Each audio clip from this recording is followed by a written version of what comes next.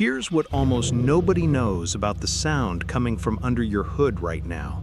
Your car's computer, with every sensor, every blinking warning light at its command, cannot hear it. It has no idea anything is wrong. And in the worst version of this story, the one mechanics have documented again and again, a bearing wearing down inside your engine can go from a barely audible tick to complete catastrophic engine destruction in less than a single mile of driving. Not weeks, not days, less than the distance from your driveway to the nearest intersection. And the only warning system standing between you and that outcome is a sound smaller than a watch wrist ticking in a quiet room. Welcome to Catastrophe Theory, where we figure out exactly how fast your life falls apart if you actually let the intrusive thoughts win. I'm CJ Theory, and today we're looking at what happens when you tell yourself it's probably nothing, turn the radio up 2 notches, and just keep driving on that ticking sound under your hood. You're 40 minutes from home, on a stretch of interstate you've driven 1,000 times, the kind of drive where your hands know the wheel better than your brain does. It's late. The dashboard glows the same dull green it always does. The radio's on low, some song you've heard 100 times, and underneath it, so faint you'd miss it if you weren't already half listening for it, there's a ticking. Tick, tick, tick. Steady, small, almost polite. It's been there about a week now. You noticed it first in a grocery store parking lot, decided it was probably nothing, and then made that same decision again the next day, and the day after that, and the day after that. Tonight, somewhere around mile marker 60, the ticking changes. It's subtle at first, a slight shift in rhythm, like a metronome somebody's nudged off beat. Then it isn't subtle anymore. The tick deepens into something heavier, something with more weight behind it, more insistence, like a knuckle rapping on a door that's about to be kicked in instead of knocked on. Your hand finds the volume knob out of instinct, and for the first time all week, you're turning it down instead of up. That's when you feel it, a shudder through the steering wheel, faint but wrong, the kind of wrong your body understands a full second before your mind catches up to it. Then the power steering gets heavy. Then a light you've genuinely never seen before blinks on, red, insistent. Then, without any further warning, the engine note changes entirely, a grinding cough, a lurch, and the sinking realization sets in that the car is no longer accelerating no matter how hard your foot presses it. You coast. You signal, though there's no one behind you to see it. You ease onto the shoulder in the dark, hazards ticking now instead of the engine. And when you finally step out into the cold and pop the hood, there's a thin ribbon of smoke rising from somewhere inside the engine bay that smells like burnt oil and finality. You didn't know it standing in that parking lot a week earlier, but that ticking was never background noise. It was the opening line of a story your engine had already started writing, and by the time you sat down to actually read it, several chapters had already happened without you.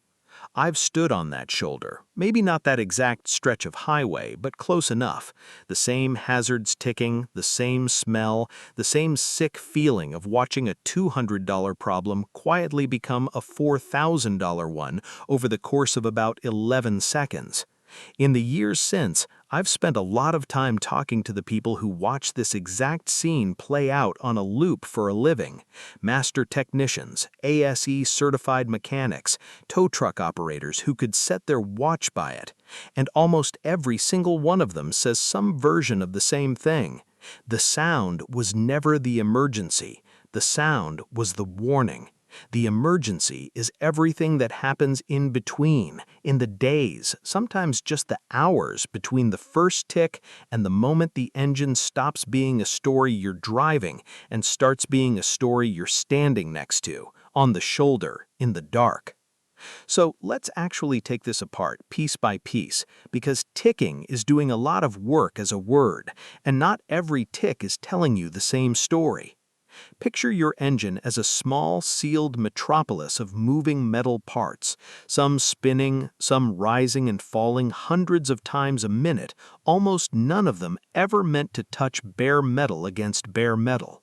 Between nearly every one of those moving parts sits a microscopic thin film of oil, thinner than a sheet of paper, doing the unglamorous, thankless job of keeping metal from grinding directly against metal. When that film is exactly where it's supposed to be, the whole system runs in something close to silence. When it isn't, too thin, too old, too low, or simply not reaching where it needs to reach, the system starts to talk. And the first language it usually speaks is a tick. Most of the time, that tick is coming from one of two neighborhoods.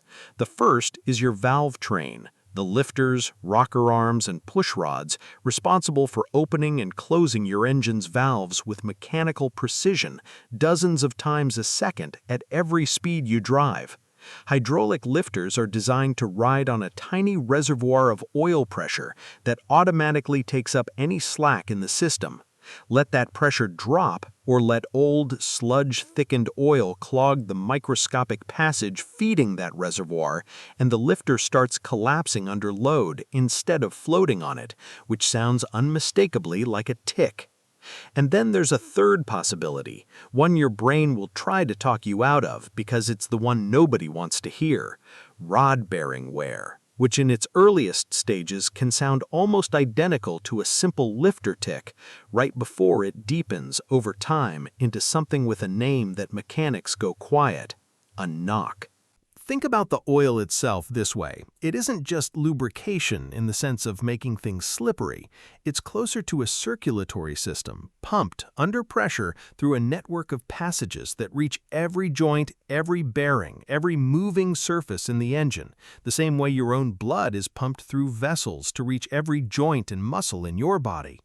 Strip that oil away for even a few seconds without proper pressure, without proper flow, and you're not looking at reduced performance, you're looking at direct metal-on-metal contact at temperatures north of 400 degrees Fahrenheit between parts engineered to survive decades of use suddenly grinding against each other completely unprotected. That's what a lifter tick actually is, mechanically speaking, a small rhythmic cry for help from a part of the engine that just experienced a brief moment of that unprotected contact and is about to experience it again and again, thousands of times an hour for as long as you keep driving on it. Ignore it and the lifter doesn't heal, it wears.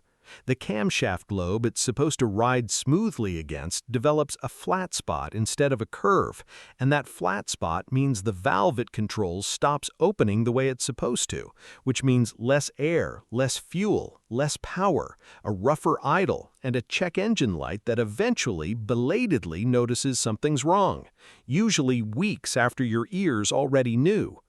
The exhaust leak story runs on a different, quieter kind of timeline, less dramatic in the short term, more insidious in the long. A hairline crack in a manifold gasket doesn't usually take an engine down on its own. What it does is slowly, patiently get worse. Heat and vibration are relentless. A small gap becomes a slightly bigger gap, becomes a bigger gap still, and the ticking you first noticed as a faint rhythmic tap on cold mornings starts showing up warm too, and then constantly, and then loudly enough that your passengers start asking what that noise is. Here's the part that deserves more attention than it usually gets. That exhaust leak isn't just noise, it's unfiltered, partially unburned exhaust gas, including carbon monoxide, finding its way into your engine bay instead of traveling safely out through your tailpipe and catalytic converter the way it's designed. A cracked exhaust manifold sits close enough to the firewall and cabin air intake on plenty of vehicles that some of that gas can genuinely work its way toward the cabin, especially at idle, especially in stop-and-go traffic, especially with the windows up and the fan pulling in outside air. Carbon monoxide doesn't announce itself. It's colorless, it's odorless. It stays in your body for hours once it's inhaled, so even brief exposure at every cold start adds up over time. And its early symptoms, a mild headache, little fatigue, feeling strangely foggy on a drive you've done 100 times, are so easy to blame on literally anything else. That's what turns an exhaust leak from a mechanical inconvenience into something with real stakes for the people breathing inside the car. Left alone long enough, a leaking gasket can also start eating into the manifold itself, warping it, cracking it, turning what should have been a straightforward gasket replacement, often under $400 in parts and labor, into a full manifold replacement that can run past $1,000, sometimes considerably more, especially on engines where the manifold sits buried under other components that have to be removed just to reach it. Then there's the track nobody wants to be on, rod bearing wear, and its final form, the sound mechanics call a rod knock. Here's the analogy that tends to stick. Your crankshaft, the heavy spinning heart of your engine, connected to every piston through a connecting rod, never actually touches the metal that holds it in place. Between the crankshaft and its housing sits a thin, soft, sacrificial layer called a bearing, and that bearing's entire purpose in life is to take the wear so the crankshaft doesn't have to. Think of it as a bodyguard standing between two much harder, much more important surfaces that would otherwise destroy each other on contact. The bearing absorbs the friction, absorbs the heat, absorbs the literal beating of thousands of explosions per minute, so the crankshaft underneath stays smooth, round, and unharmed. A bearing is designed to wear down slowly over tens of thousands of miles, protected the entire time by that same thin film of pressurized oil we talked about a minute ago. But drop that oil pressure through a low oil level, oil that's lost its film strength with age, a failing oil pump, or simply neglect stretched out over years, the bodyguard starts losing the fight early. The soft bearing material wears through faster than it should, and once it wears through completely, exposing bare metal against bare metal on a part spinning several thousand times a minute under enormous load, you don't get a gentle warning anymore. You get a knock, a deep, heavy mechanical thud that speeds up and slows down with your engine's RPM, impossible to mistake for anything polite once you've actually heard it. And this is the part of the story that moves faster than most people expect. A lifter tick can sometimes be lived with, unwisely, for weeks or even months before it causes serious damage. A rod knock doesn't offer that same grace period. Once a bearing's worn through to bare metal, the clearance around that crankshaft journal grows a little with each single rotation, which means oil pressure at that exact spot keeps dropping, which means the wear accelerates even faster, which means the clearance grows again. It's a feedback loop, and feedback loops don't ask for your patience. Mechanics who document these failures for a living describe engines going from a faint audible knock to complete catastrophic failure within a matter of hours of continued driving, and in some of the most extreme cases on record, in less than a single mile. There's one more dimension to this worth sitting with for a moment, because it's the one most people actually feel first, even before they feel worried about their own safety: cost. And the shape of that cost, laid out stage by stage, tells its own version of this same story. Catch a failing exhaust manifold gasket early, and you're often looking at a repair somewhere between $100 and $400, depending on the vehicle and how buried the manifold is under everything else. Catch a lifter tick early, before it's flattened a cam lobe, you're probably looking at an oil flush, a filter, and possibly a lifter replacement, somewhere in the low hundreds. Let that same lifter tick progress into real valve train damage, a worn camshaft, multiple damaged lifters, and the number climbs into the low thousands, because now you're paying for parts and hours of labor to access and rebuild an entire section of the engine's top end. And a rod knock that's allowed to run its full course, ending in a rod punching through the block, doesn't get repaired in any traditional sense at all. It gets replaced with a rebuilt or remanufactured engine, professionally installed, which on a great many vehicles lands somewhere between $4,000 and $10,000, occasionally more depending on the make. That's not a guilt trip, it's just arithmetic. The same small decision, get it looked at this week or don't sits at the very beginning of every single one of those numbers. It's the only point in the entire timeline where you actually get to choose which version of this story you end up telling later. So if you zoom out and watch the whole thing from a distance, here's the shape it usually takes. Day 1, a faint tick, easy to miss, easy to blame on a cold engine or a loose heat shield. Days 2 through 5, the tick becomes familiar, background noise, the kind of thing you stop consciously hearing because your brain's already decided it isn't a priority. Somewhere around week 2, if it's oil-related, the wear starts compounding. A flattened cam lobe here, a slightly wider bearing clearance there, invisible from the driver's seat, expensive under the surface. And then, without a calendar warning you which day it's going to be, there's a last normal drive. A last ordinary trip to the grocery store or the last ordinary commute that ends with a knock instead of a tick, or a stall instead of a knock, or, in the cases mechanics remember specifically enough to still tell stories about years later, smoke instead of a stall. The uncomfortable truth sitting underneath all of this is that your car was never actually silent about it. It was never keeping a secret. It was making noise from day 1, in the only language it has. The only variable in the entire story was whether anyone happened to be listening. Which raises the next question, and it's the one that actually matters.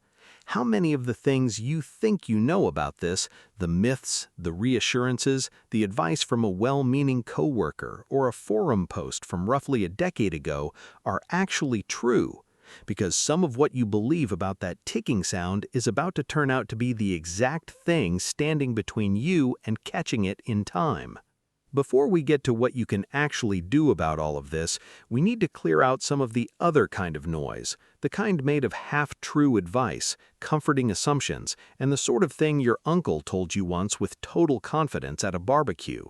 Misinformation about this topic doesn't just waste your time. In some cases, it actively costs people their engines by handing them permission to keep driving on a sound they should have taken to a shop the same week they first heard it. So let's take the 4 biggest ones apart, one at a time, and look at exactly where each one goes wrong, and more importantly, why. Myth 1. If it were actually serious, my check engine light would be on. This is probably the single most dangerous piece of car folklore in circulation, and it's dangerous specifically because it's only half wrong, which makes it easy to believe completely. Here's the nuance that usually gets lost. An exhaust leak can, in some cases, genuinely trigger a code because the escaping gas throws off your oxygen sensor's readings and the computer reports what looks like a lean fuel mixture. So there's a real chance with an exhaust-related tick that a light does eventually come on.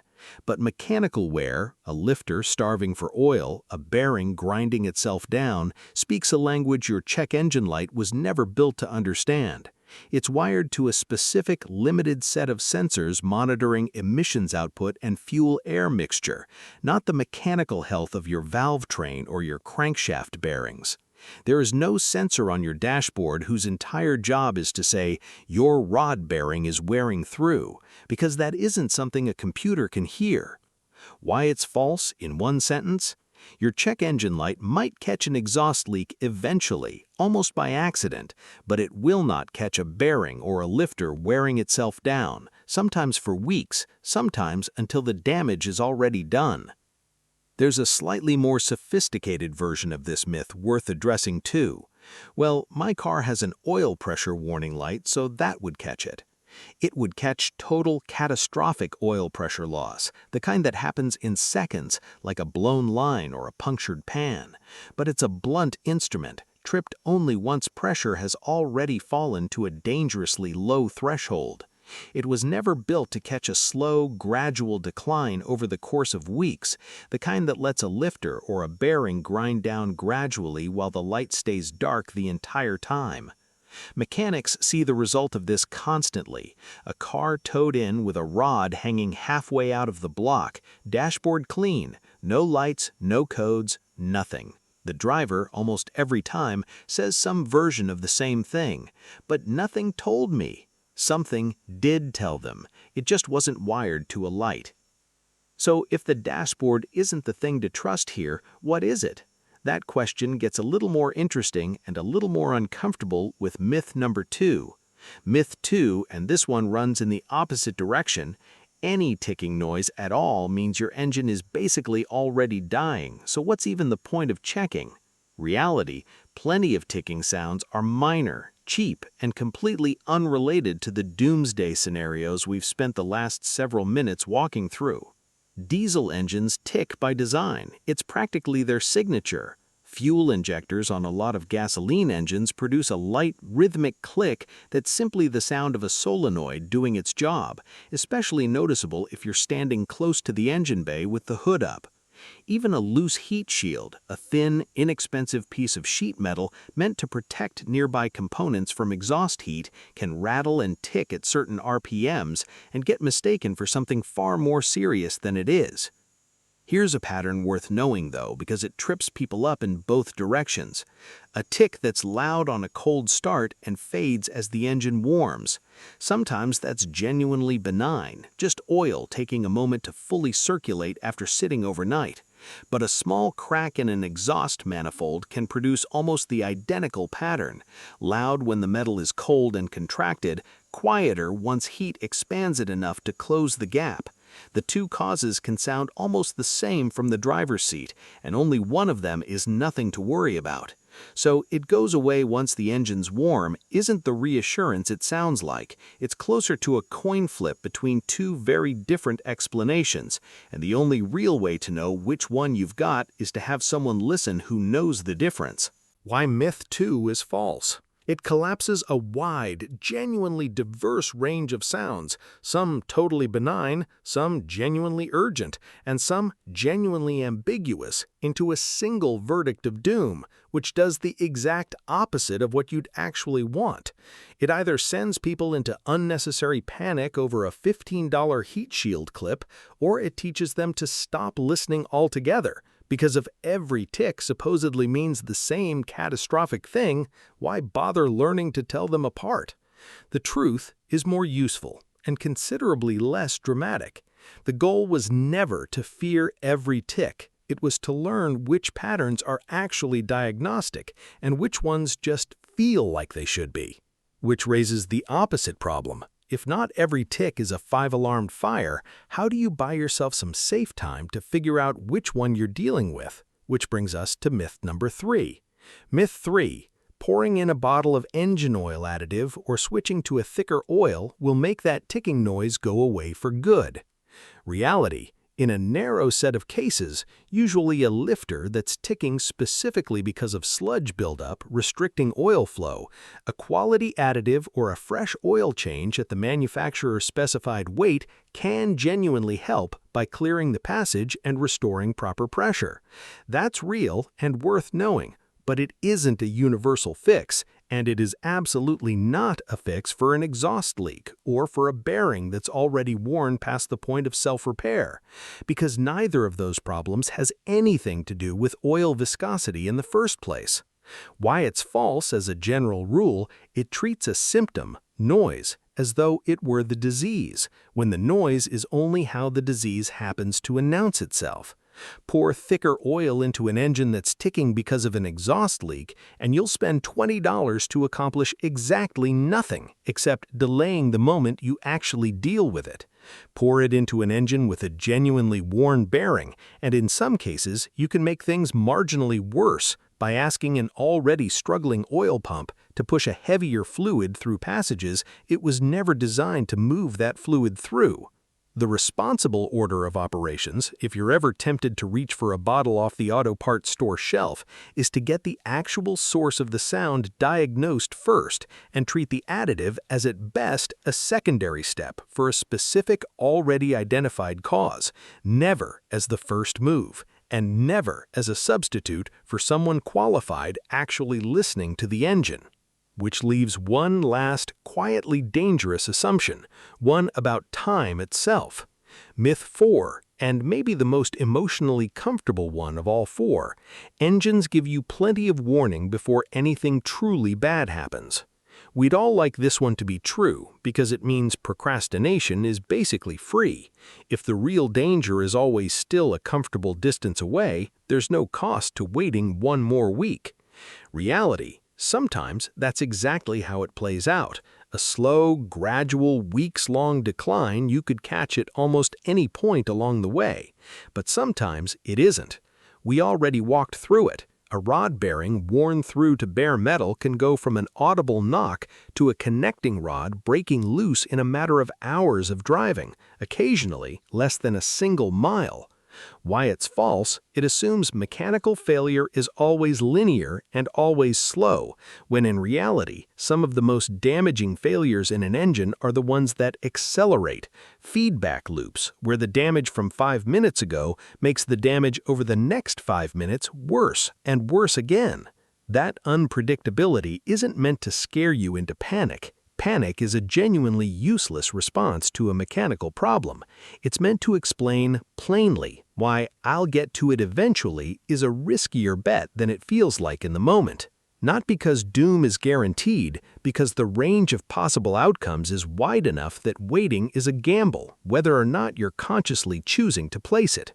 So here's where we actually land once the myths are cleared away. The check engine light might eventually flag an exhaust leak, almost by accident, but it isn't watching for mechanical wear. Not every tick is catastrophic, but some absolutely are, and you can't always tell which is which just by feel alone.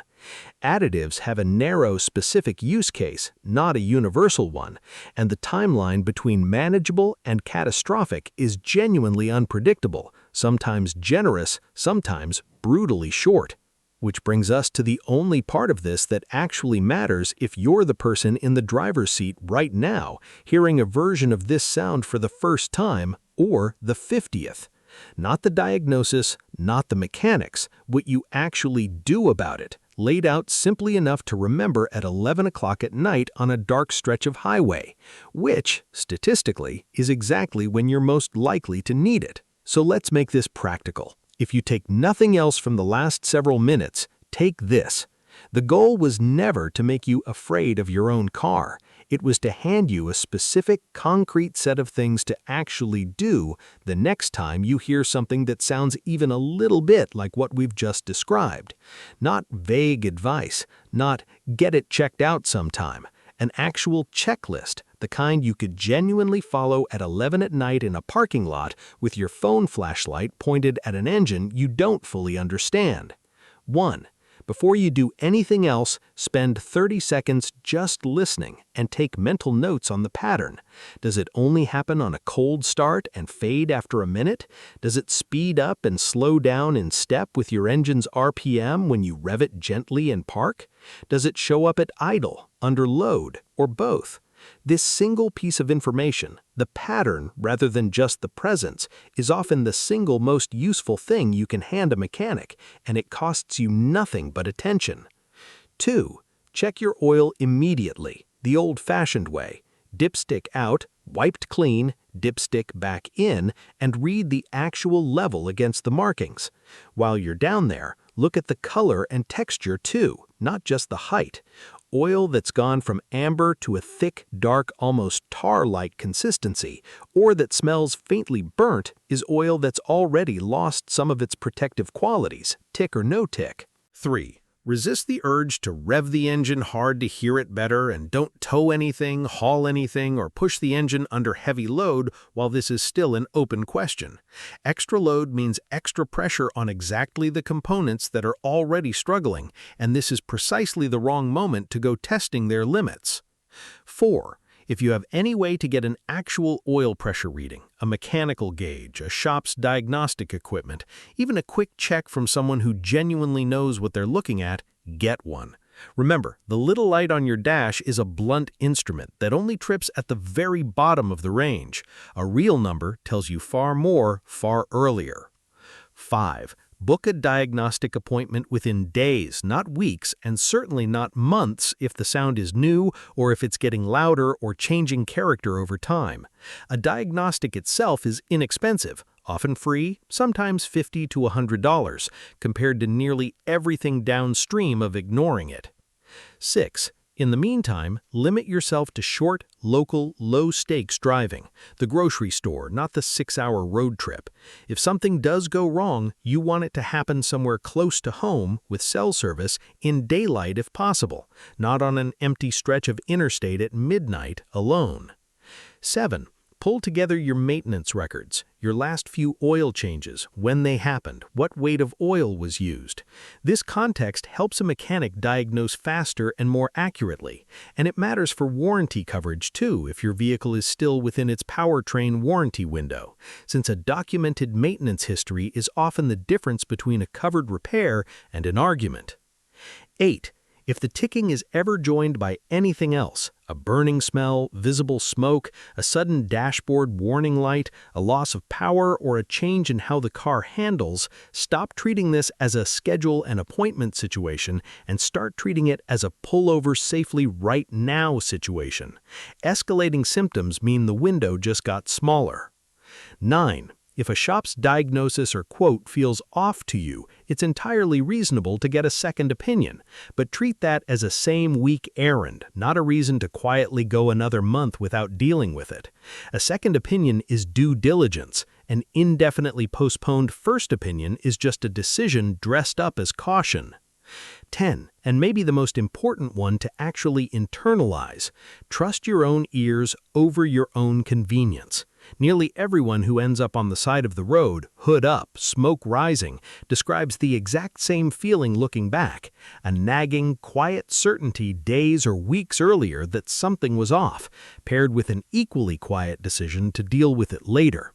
The cost of a diagnostic appointment is always, without exception, smaller than the cost of having been right about your own instincts too late to do anything about it. That's the list, 10 steps, none of them requiring a mechanic's certification, all of them within reach of anyone with a flashlight, a dipstick, and about 10 minutes of attention. But there's one more shift that has to happen for any of this to actually stick, and it isn't in your glove box, it's in how you think about that sound in the first place. Because right now, if you're anything like most people, some part of you is filing this whole video away under terrifying, and that's exactly the part we need to talk about next. Here's the truth about that feeling. The slightly heavier chest, the mental note to actually deal with the car this weekend that you've now made 4 weekends running. It isn't irrational. It isn't you being dramatic over nothing. A car is a genuinely remarkable, genuinely complicated machine, built from thousands of parts moving in exact choreographed relationship to each other, thousands of times a minute for years under conditions, extreme heat, extreme cold, constant vibration that would destroy almost anything else humans build for everyday use. The fact that it usually just works is not the default state of the universe. It's the result of an enormous amount of engineering refined over more than a century, doing exactly what it was designed to do. So when a small part of that system starts to fail and your body responds with something like unease, that unease is doing precisely what it evolved to do, noticing a change in your environment that might matter to your safety and asking you to pay attention. The mistake was never feeling that unease. The mistake is either ignoring it completely or letting it swell into a paralyzing dread that stops you from doing the one thing that would actually resolve it, which is walking into a shop and asking someone to take a look. It's worth pausing on something that name of this show leans into pretty directly, intrusive thoughts and what happens when you let them win. Because there's a real, meaningful difference between an intrusive thought and a legitimate warning sign, even though the two can feel remarkably similar from the inside. Both show up uninvited, both nag, both interrupt an otherwise ordinary moment with a spike of unease.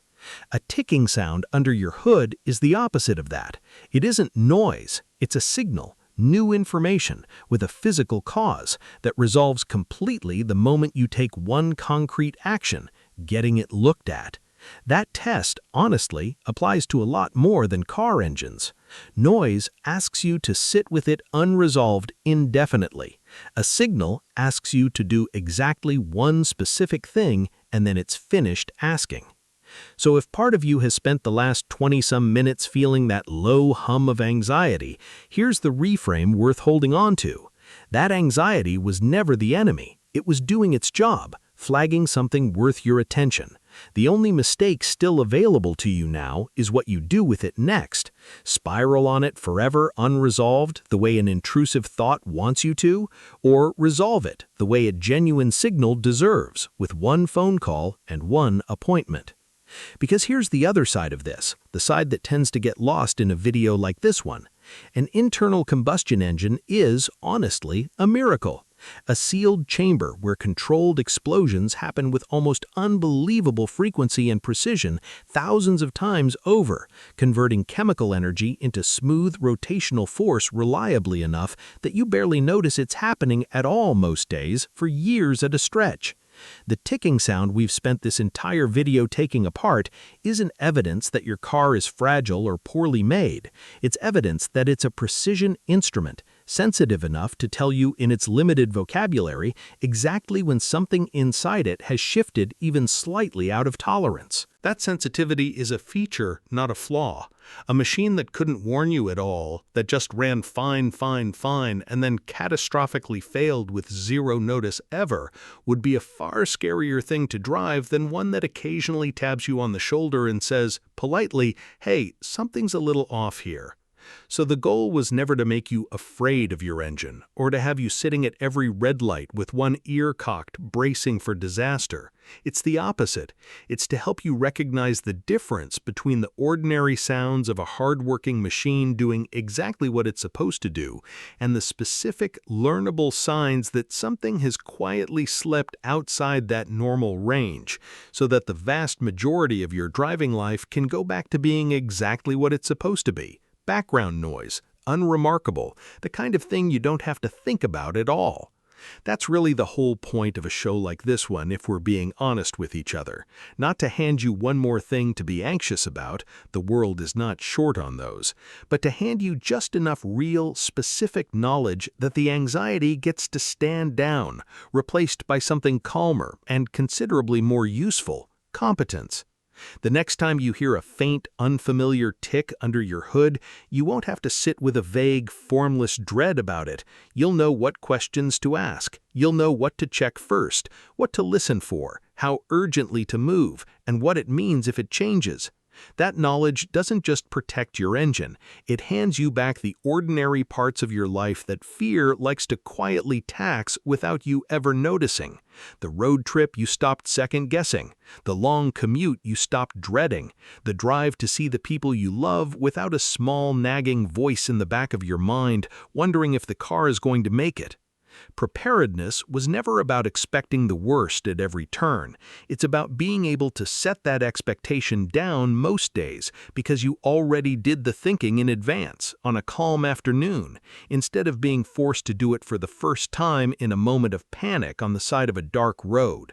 So the next time something under that hood taps out its quiet, patient little rhythm, take it seriously, not fearfully. Listen for the pattern, check the oil, make the appointment this week, not eventually, and then go back to enjoying the genuinely ordinary, genuinely remarkable miracle of just driving somewhere, engine running smooth and quiet underneath you, exactly